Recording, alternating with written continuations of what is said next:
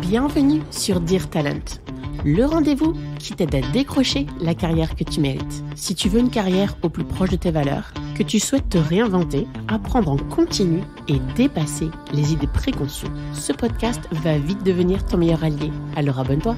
Je suis Aurore Nicollet, coach et experte en recrutement.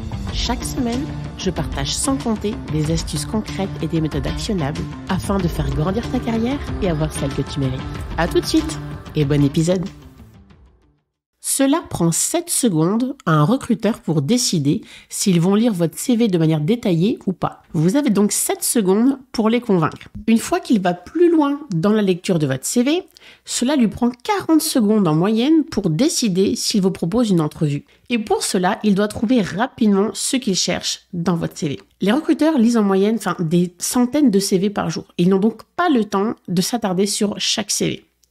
Dans cet épisode, je vais donc vous donner les clés pour attirer l'œil du recruteur. Et je vous ai même gardé un petit bonus pour la fin. Je ne compte plus le nombre de fois où j'ai entendu « Oh, j'ai appliqué plus d'une centaine de fois, mais je n'ai aucun résultat ».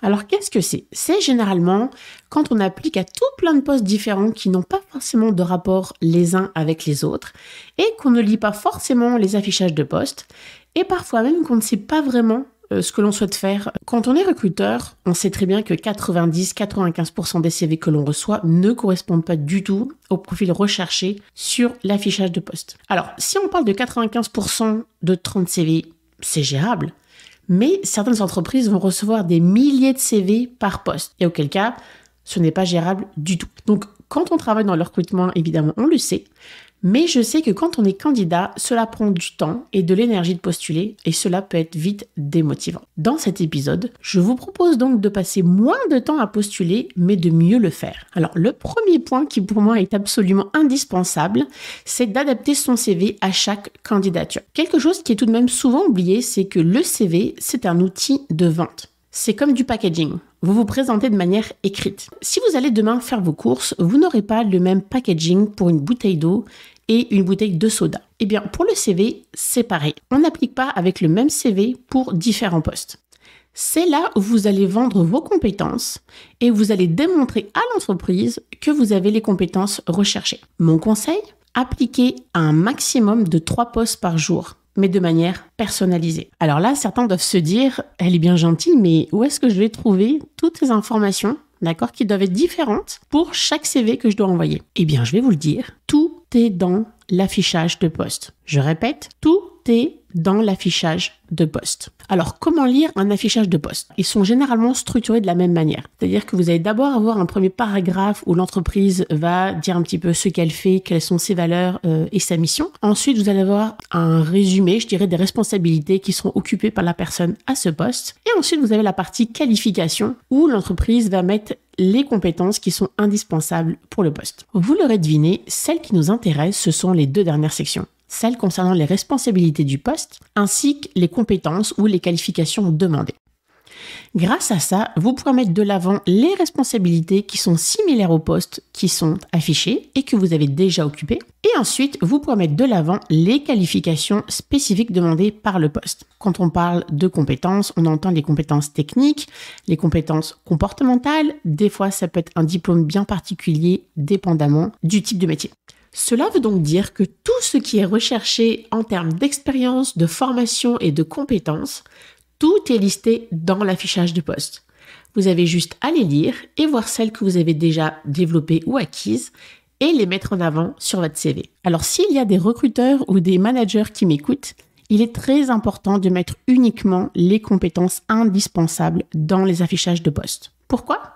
Laissez-moi vous parler d'une statistique qui est très importante. Il y a une différence entre les hommes et les femmes quand ils appliquent. Les hommes appliquent à partir du moment où ils ont au moins 60% des compétences qui sont demandées, alors que la majorité des femmes appliquent uniquement quand elles ont 100% des qualifications. Vous l'aurez compris, vous passez à côté de fabuleux talents à cause de l'affichage de poste. Le deuxième point qui fait la clé d'un succès, c'est le format du CV. Alors, il existe 3 types de formats. Il y a le CV chronologique, le CV par compétence et le CV mixte. Alors, avant cela, un petit rappel sur le fait qu'on doit absolument retirer tout ce qui peut être discriminatoire. C'est-à-dire, on ne met pas de photo, pas d'âge, pas date de naissance et pas de statut marital. Alors, le CV par compétences, qu'est-ce que c'est ?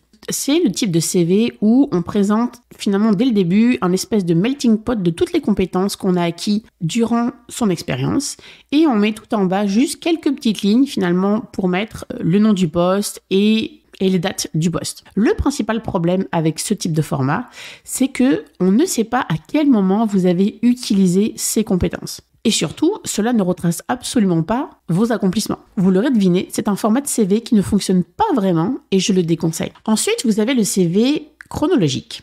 Comme son nom l'indique, c'est quand on présente nos expériences de la plus récente à la plus ancienne. Dans les faits, cela vous permet de bien mettre en avant le moment justement où vous avez eu vos postes et de mettre en lumière les accomplissements pour chaque poste que vous avez eu. Le seul hic, c'est que cela peut être un petit peu fastidieux pour le recruteur pour trouver précisément les compétences. Et ensuite, vous avez le CV mixte. C'est donc une combinaison des deux. Donc, vous allez d'abord commencer par quelques lignes où vous allez présenter toutes vos compétences. Et ensuite, vous aurez la partie, juste en bas, la partie chronologique où vous mettrez en avant tous vos postes avec précisément les compétences et les accomplissements que vous avez eus pour chaque poste. Le format de CV mixte est définitivement celui que je recommande absolument à tout le monde parce qu'il présente finalement les avantages des deux types de CV précédents. Troisième point, ça concerne le nombre de pages. Il y a toujours eu beaucoup de débats sur le sujet. Je pense personnellement qu'il faut y aller avec le bon sens. C'est-à-dire que si vous avez moins de 5 ans d'expérience, vous devriez pouvoir résumer ça sur une page. Si vous avez plus que ça, ou même voire 20 ans d'expérience, c'est évidemment impossible de résumer ça sur une page. Accordez-vous donc 2 ou 3 pages si nécessaire. Le quatrième point qui est très important également, c'est de mettre l'accent sur l'expérience plutôt que son parcours académique. Alors évidemment, en début de carrière, c'est le parcours académique qui va primer. En revanche, plus vous allez avancer dans votre carrière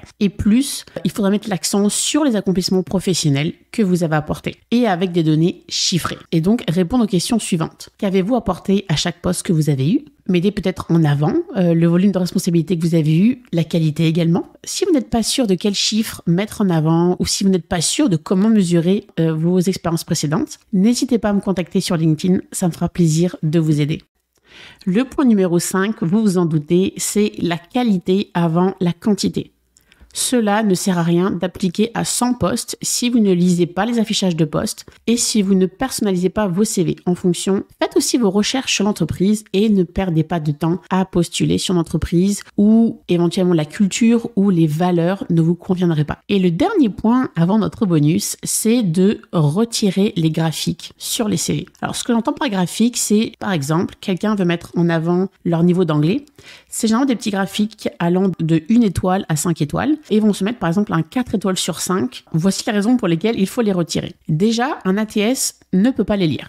Donc un ATS, c'est le système par lequel finalement vous allez appliquer à un poste. Ça ne peut pas les lire. Et ensuite, tout le monde n'accorde pas la même importance. Et cela peut être à votre désavantage. Chaque personne ne va pas avoir de la même manière un 4 sur 5 ou un 3 sur 5. Et donc, ça peut être à votre désavantage. Peut-être qu'un 4 sur 5 pour vous en anglais va être très bien. Et peut-être qu'un 4 sur 5 pour moi ne sera pas assez.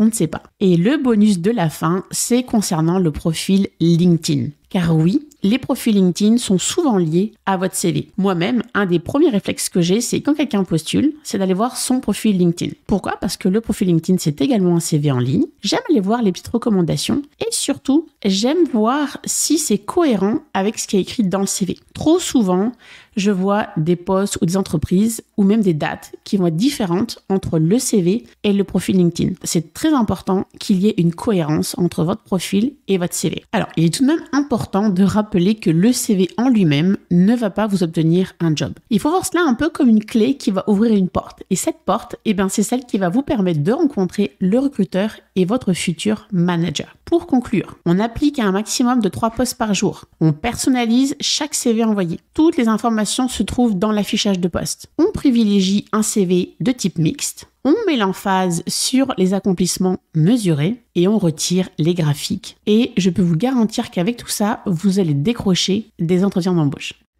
Pour la suite, je vous donne rendez-vous sur LinkedIn pour en discuter. Et n'oubliez pas que pour que ce podcast dure le plus longtemps possible, abonnez-vous et partagez-le. En attendant, on se dit au prochain épisode. Si tu as aimé cet épisode, tu peux le partager ou lui laisser 5 étoiles sur Apple Podcast ou Spotify.